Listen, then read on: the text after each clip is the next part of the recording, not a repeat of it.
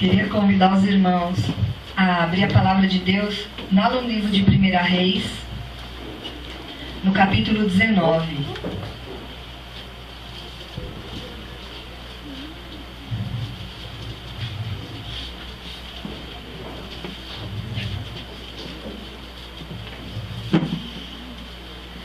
Eu vou ler do 1º ao 4º capítulo.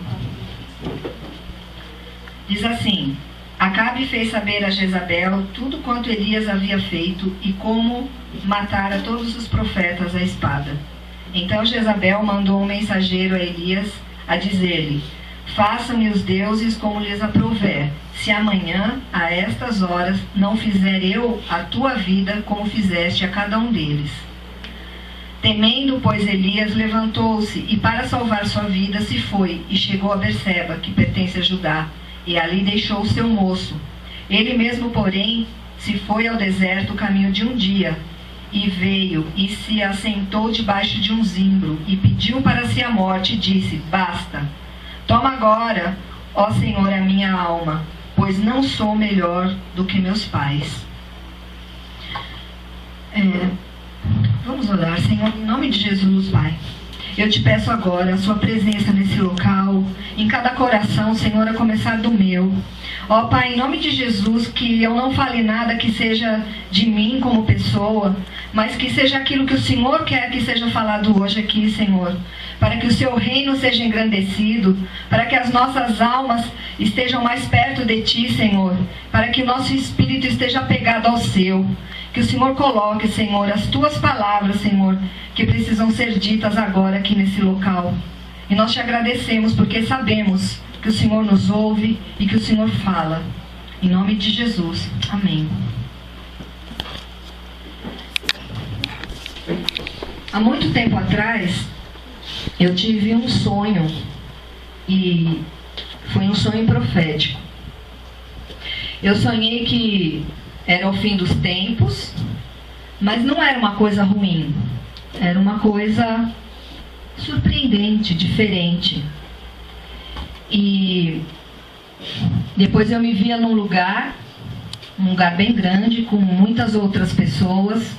Eu não sei quem eram essas pessoas, eu não via o rosto de ninguém, mas eram pessoas, muitas, que estavam ali, assim como eu. E aí vinha uma voz do céu que falava assim: vocês são os pais da geração sem medo.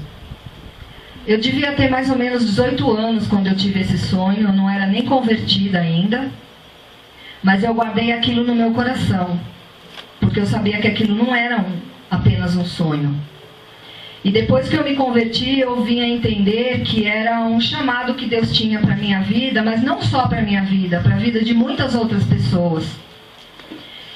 E muitas dessas pessoas que estavam ali comigo, são os pais da geração sem medo. E os que não estavam ali, mas que viriam depois, seriam a geração sem medo. E eu creio que essa palavra é para essa igreja. Eu tenho idade aqui para ser a mãe da maioria, e eu creio que o Senhor me autorizou a liberar essa palavra como um dos pais da geração sem medo. Eu creio que aqui nessa igreja tem mais pais da geração sem medo, mas eu creio que essa igreja é a igreja da geração sem medo. É a igreja que Deus escolheu para ser a geração sem medo. E que vocês, daqui a algumas décadas, também serão os pais da geração sem medo. Porque o Senhor, até que Ele venha, Ele precisa dessa geração sem medo. E se a gente for pensar, o medo entrou na raça humana logo lá no comecinho, quando Adão pecou. Ele viu que ele estava nu e ele falou para Deus: tive medo. Ele teve medo de Deus porque ele percebeu que ele estava longe da presença de Deus. Essa foi a primeira vez que se fala sobre medo na Bíblia. Depois, se a gente for caminhando e for vendo a história de Israel, do povo de Deus, nós vamos ver que muitos servos de Deus tiveram medo, e que toda vez que eles se voltavam para o Senhor no seu medo, o Senhor era por por eles. O Senhor ouvia o clamor e agia na vida deles.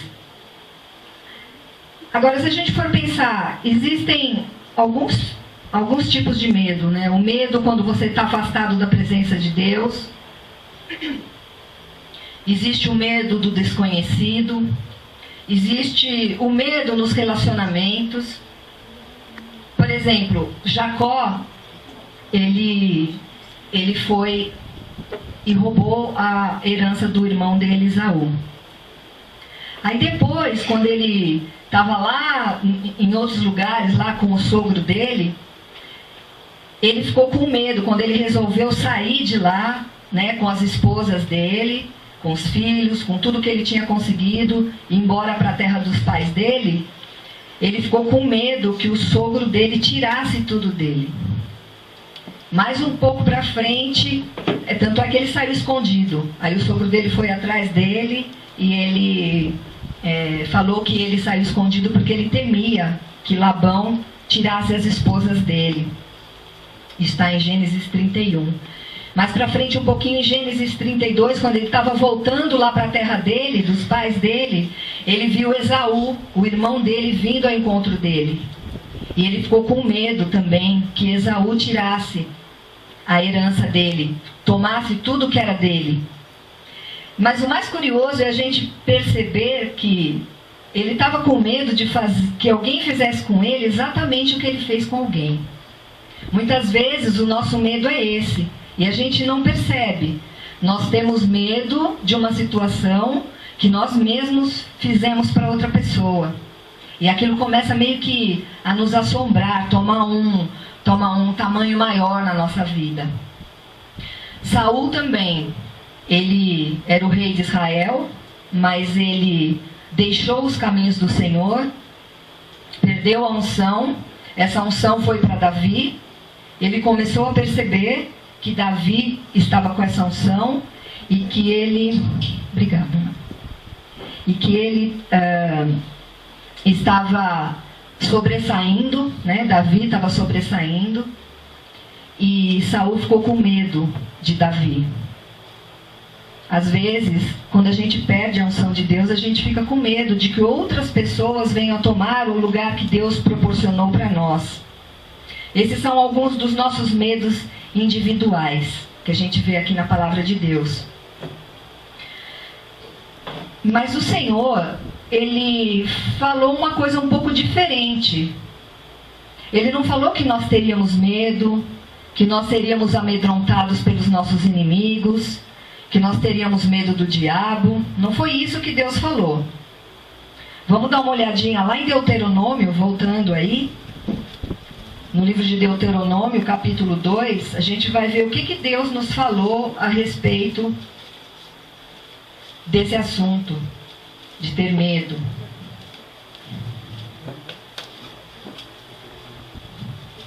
Deuteronômio 2, no versículo 25, Deus falou assim: o povo estava no deserto, Moisés estava levando o povo através do deserto, e Deus falou assim: hoje começarei a meter o terror e o medo de ti aos povos que estão debaixo de todo o céu. Os que ouvirem a tua fama tremerão diante de ti e se angustiarão. Então, quando Deus falou isso aqui para o povo, eles já estavam 38 anos peregrinando no deserto. A palavra de Deus diz que Deus não mandou eles irem pelo caminho reto e curto, porque eles poderiam ver as batalhas que estavam em volta e os inimigos e ficar com medo e voltar para o Egito.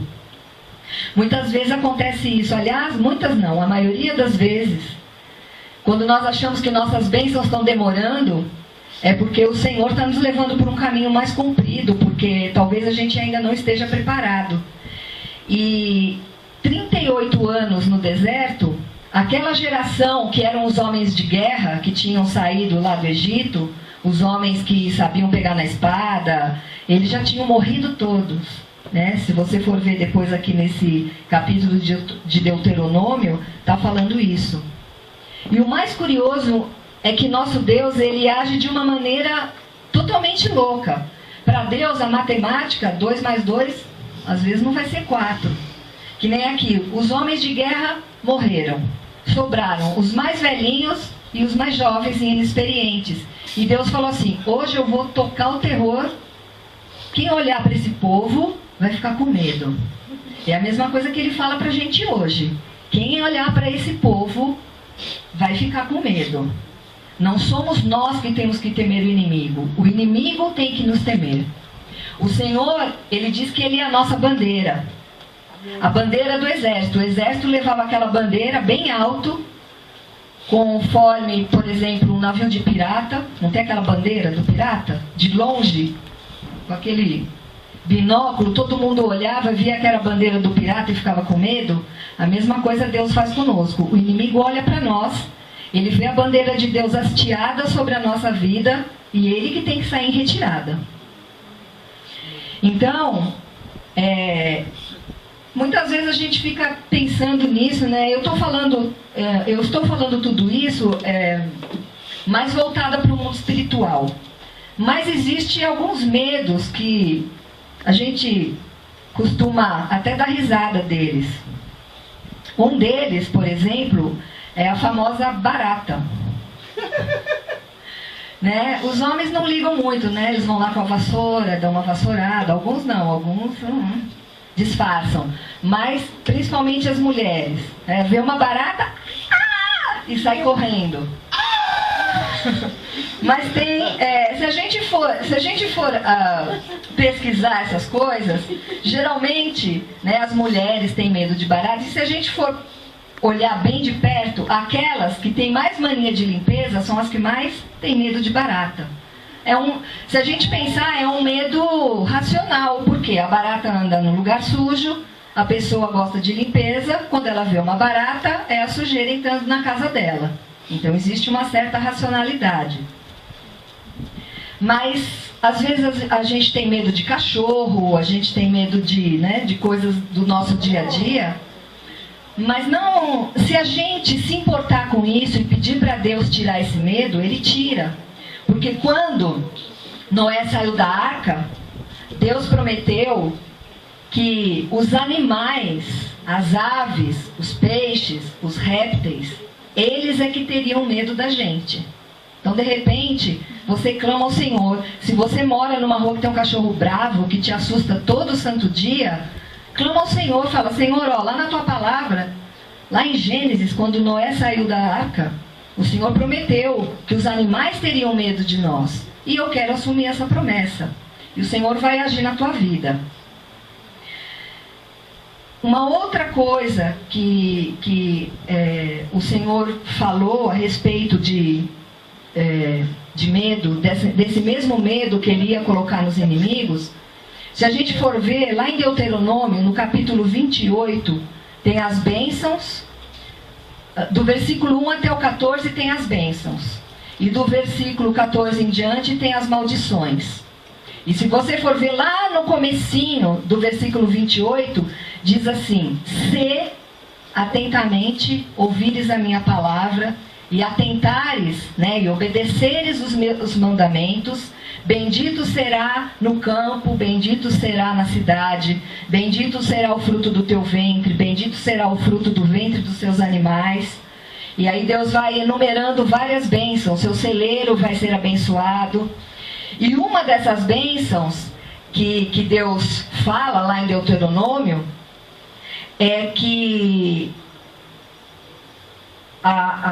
o medo seria dos inimigos, como foi falado aqui já, lá em Deuteronômio 2, que Deus começou a meter o terror nos inimigos, e Deus confirma isso lá em Deuteronômio 28, que os inimigos é que teriam medo do povo de Israel.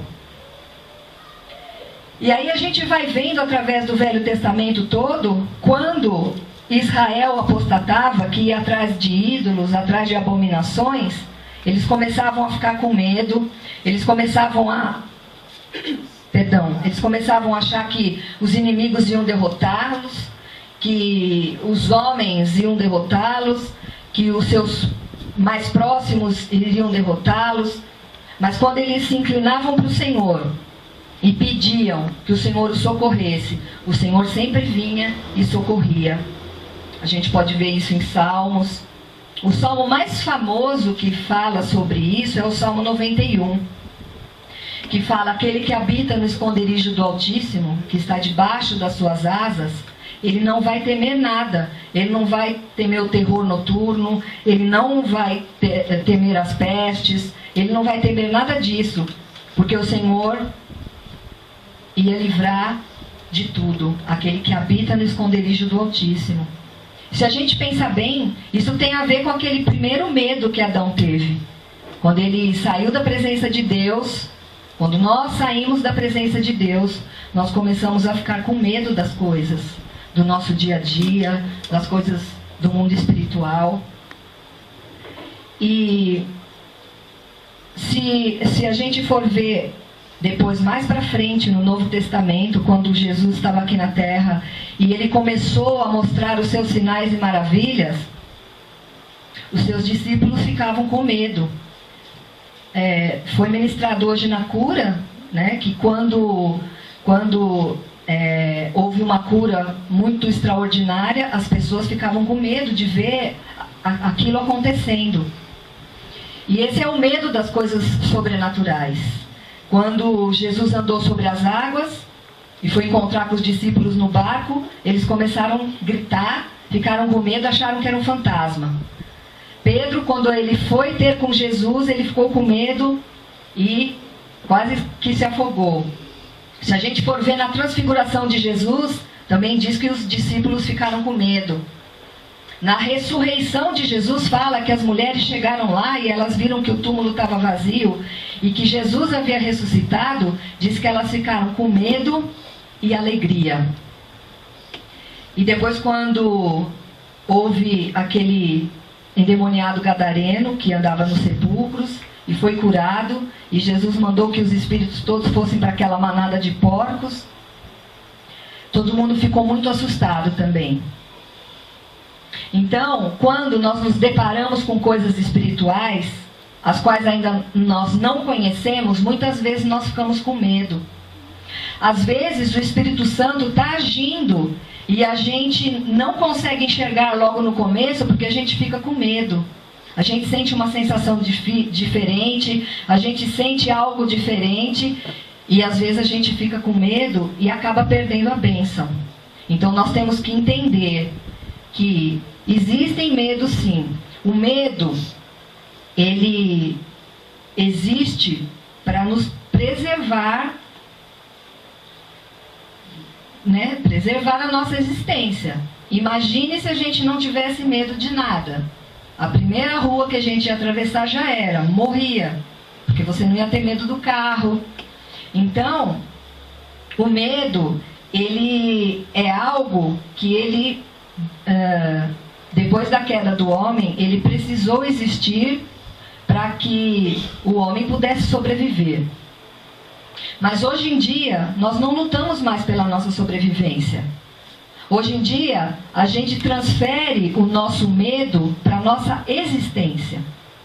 Principalmente nós que moramos aqui na cidade, os nossos medos, eles passam a ser um medo real, de situações reais.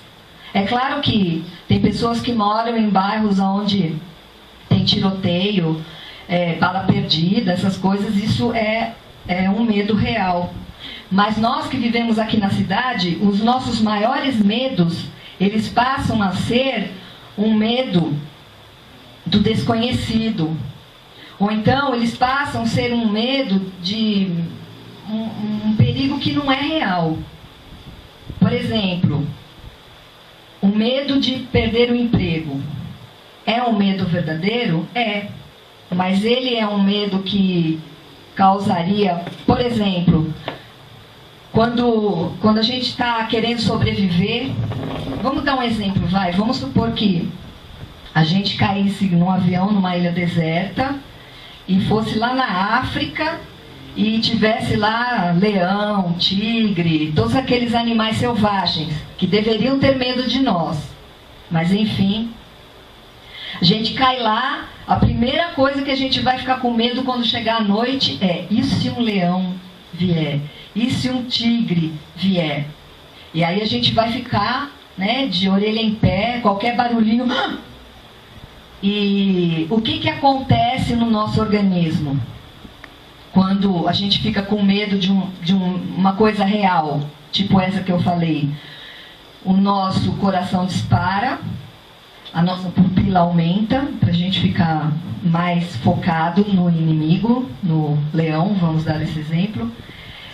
O nosso pulmão, a nossa respiração começa a acelerar, os nossos órgãos todos, eles começam a jogar mais adrenalina no nosso corpo, para a gente estar preparado para sair correndo ou cair na luta. São as duas opções que a gente tem. Então pensa bem, você fica com medo de perder o emprego, de repente está tendo um corte lá na sua empresa, e todo dia você chega na empresa pensando, ai, será que eu vou ser demitido hoje? O seu corpo, que não sabe que perder o emprego não é algo que você vai ter que sair correndo ou lutar fisicamente, ele vai mandar os mesmos sintomas para o teu corpo. Ou qualquer outro medo que a gente tenha. Eu dei esse exemplo, mas qualquer outro medo que a gente tenha hoje no nosso dia a dia. O que acaba gerando estresse na nossa vida. Então, de repente, nós viramos pessoas estressadas porque a gente acaba ficando com medo de situações em que o nosso organismo não precisaria estar reagindo daquela maneira, para luta ou para fuga. E se a gente for pensar nisso, a pessoa que está sempre com medo, ela tem que estar, né, o organismo dela prepara ela para ela estar na luta ou na fuga. Então imagine aí, você vive em constante estresse, com medo disso, com medo daquilo, e vamos supor que você é uma pessoa que você está sempre preparada para a luta, está sempre ali.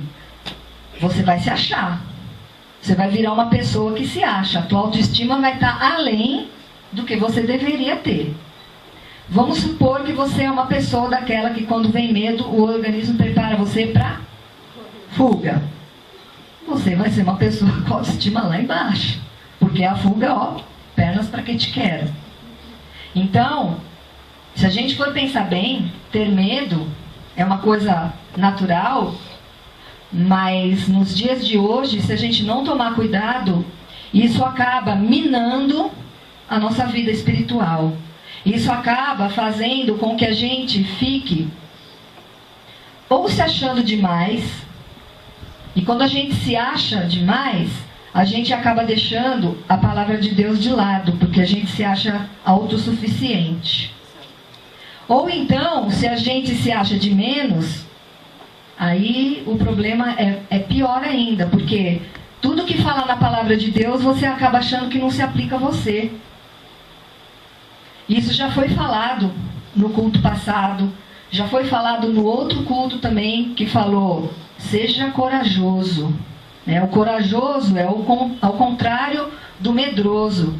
Falava assim, não temas.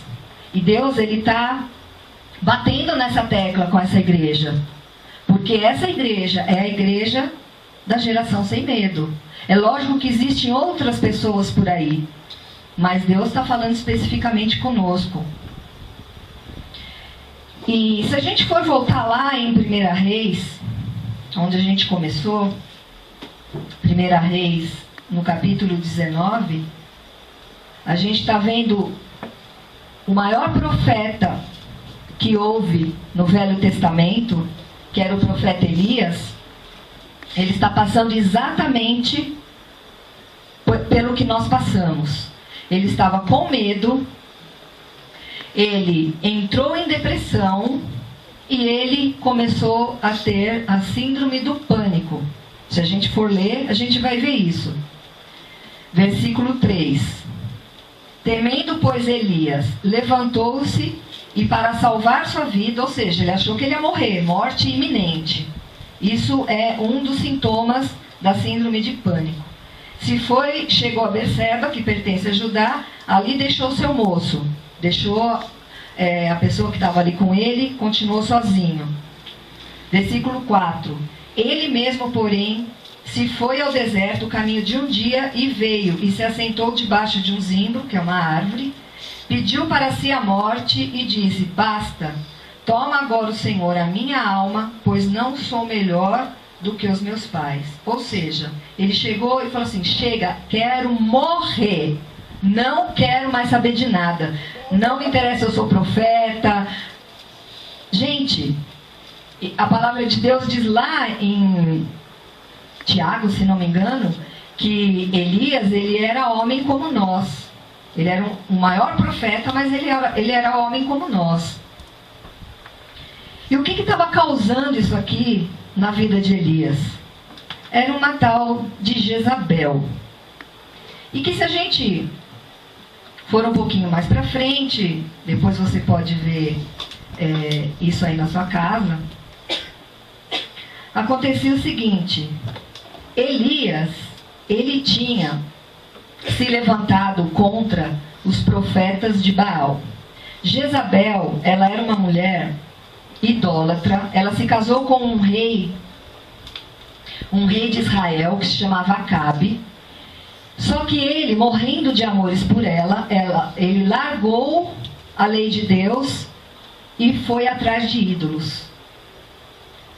E a Jezabel, se a gente for procurar essa palavra, Jezabel, a gente vai ver que é nome de bruxa. Em história em quadrinho, em literatura. Esse nome Jezabel ficou muito ligado com a figura de uma bruxa. Porque a palavra de Deus diz que ela era uma bruxa mesmo. E ela tentou matar o profeta. Ela queria mandar em tudo. Ela era uma mulher dominadora. Ela era uma mulher manipuladora. Se a gente for um pouco mais para frente também, tem uma hora que o rei, que era o rei Acabe, o marido dela, ele queria uma propriedade que tinha ali do lado do castelo dele. Foi lá, ofereceu dinheiro para o dono da propriedade. O dono da propriedade não quis vender. Ele ficou chateado, foi lá para o quarto dele, não quis comer, deitou lá e ficou em depressão. Mais ou menos como Elias aqui. Aí a Jezabel chegou lá e falou assim: ô, você é rei em Israel ou não? Ou seja, tipo, você é homem ou um rato? E aí ele ficou lá com o rosto virado para a parede, tomoado, não quer saber de nada. Aí Jezabel chegou e fez e aconteceu. Ela diz assim: eu vou te dar a vinha de Nabote, que era a propriedade que ele queria. E aqui no caso de Elias, ela chegou e falou assim: eu vou matar, eu vou te matar. Ou seja, se a gente prestar atenção, Acabe, quando ele estava lá depressivo, por causa de qualquer coisa lá que aconteceu com ele, chegou essa mulher aqui e falou: vou acabar com isso, eu mando na tua depressão, vou tirar a tua depressão. Aí quando Elias estava aqui, ela chegou e falou assim: agora eu vou dar depressão para esse cara aí, eu vou dar espírito de morte. Essa mulher, Jezabel, ela fez com que o marido dela fosse conhecido como o rei que mais abominações cometeu em toda a história de Israel. E essa mulher, Jezabel, ela tinha por trás dela um espírito maligno que é conhecido por Lilith. Não sei se vocês já ouviram falar. Na lenda, na Cabala judaica, a Cabala judaica é o espiritismo judaico, vamos dizer assim. Na Cabala judaica, ela era tida como a primeira mulher de Adão. Nessa lenda da carochinha, diz que antes de criar Eva, Deus tinha criado uma mulher ali da lama, e que essa mulher era Lilith, e que essa mulher era a mulher de Adão, só que ela queria só mandar. E aí, não deu certo, ela pegou e se mandou, foi lá ficar com os faunos, com os sátiros, foi se prostituir com um monte de demônios. E aí, diz a lenda, que quando Deus criou Eva, Lilith ficou com raiva de Eva e tentou matar os filhos de Eva e tentou acabar com o casamento de Eva. Ou seja, esse espírito maligno, ele é conhecido por trazer loucura, por trazer terror noturno, por matar criancinhas, por destruir casamentos através de adultério. Se a gente for pensar bem, na nossa cultura aqui existe um espírito muito parecido que tem um outro nome, mas que é o mesmo, que é Pombagira. E existe uma passagem bíblica que fala sobre Lilith, só que é traduzido como fantasma, bruxa do deserto, animais ou criaturas noturnas. Esse texto é em Isaías 34:14, a gente não precisa abrir, mas tem uma versão, João Ferreira de Almeida, atualizada, que vem o nome Lilith. E essa personagem, esse espírito maligno, ele é considerado como a padroeira do feminismo. As feministas amam essa figura e é uma denúncia que eu quero estar fazendo hoje aqui perante a igreja. A gente tem que se levantar contra esse espírito maligno, porque ele é um espírito manipulador. Não interessa, né? Aparece como uma mulher, mas a gente sabe que os espíritos não têm sexualidade, eles são demônios, todos eles, e a gente tem que se levantar contra isso. E esse espírito maligno, ele estava por trás dessa mulher, Jezabel, que estava matando os profetas do Senhor. E esse espírito, ele age até hoje na igreja. E certamente ele está atrás da tua cabeça. Ele quer a tua cabeça cortada numa bandeja. Porque nós nessa igreja, nós todos somos antidemon. O Senhor nos levantou para que a gente fique ali na porta do inferno. O primeiro que sair, a gente já vai com a espada. Então, o nosso nome está escrito bem grande lá no inferno. Sabe? Procura-se. Vivo ou morto. Aí tem... Mais morto. Mais morto, né? Aí tem o seu rosto, tem o rosto de todos vocês, tem o meu, um cartaz bem grande lá. Tem uns que o cartaz é enorme, tem outros que o cartaz é melhor, mas os diabos vão mudando, né? Conforme você vai incomodando o inferno, ele vai fazendo um outdoor, assim, da tua foto. Mural. Fora a recompensa que eles ganham, né? Fora a recompensa. Então aquele lance lá, né, que você vê no filme de Bang Bang, é isso que acontece lá no inferno. E não é só esse espírito maligno que está à tua caça, não. São vários outros. Mas esse, especificamente, ele é aquele que age quando a gente faz o nosso show contra a abominação. Se a gente for fazer um paralelo entre o que aconteceu com Elias, antes de Elias entrar em depressão, ele tinha estado no Monte Carmelo, ele tinha se levantado contra 450 bruxos, profetas de Baal, que eram comandados por essa mulher, e ele tinha simplesmente ganhado, vencido arrasadoramente. Ele tinha acabado de sair de uma vitória retumbante. E aí, esse espírito chegou, deu uma peitada e falou assim: agora eu vou te matar. E o cara esqueceu de tudo, ficou com medo. E saiu correndo, foi lá, queria a morte para ele. Se a gente for trazer isso para a nossa igreja, o dia contra a abominação é o nosso Monte Carmelo, gente. É o dia que a gente se levanta contra 500 mil profetas de Baal que tem nessa nação. E aí, o que aconteceu? A gente as bandas, né, que tocaram, receberam e-mails, receberam comunicados de pessoas que falaram que foram abençoados nesse dia. E muitas outras coisas que não foram testemunhadas ainda aqui, mas que vão ser em nome de Jesus. E o que aconteceu aqui no dia contra a abominação foi que cada banda que subiu aqui pisou na cabeça do diabo. E quando a última banda estava tocando, nos últimos momentos de cada pancada que cada um de vocês deu, porque não foi só as bandas, todos que participaram, que oraram, que vieram ajudar, que prestigiaram, cada um de nós deu um golpe nesses demônios, todos eles trazendo abominação. Nós sabemos que foi muito difícil esse ano, para as bandas principalmente, e a gente não vai ser pego de calça curta mais.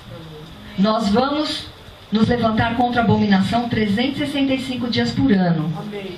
E quando chegar o nosso dia do Monte Carmelo, Lilith, nem Jezabel nenhuma, vai vir meter medo em ninguém, em nome de Jesus. E se a gente for pensar nisso, a gente está meio desanimado. Eu digo por mim mesmo, a começar de mim. Às vezes a gente dá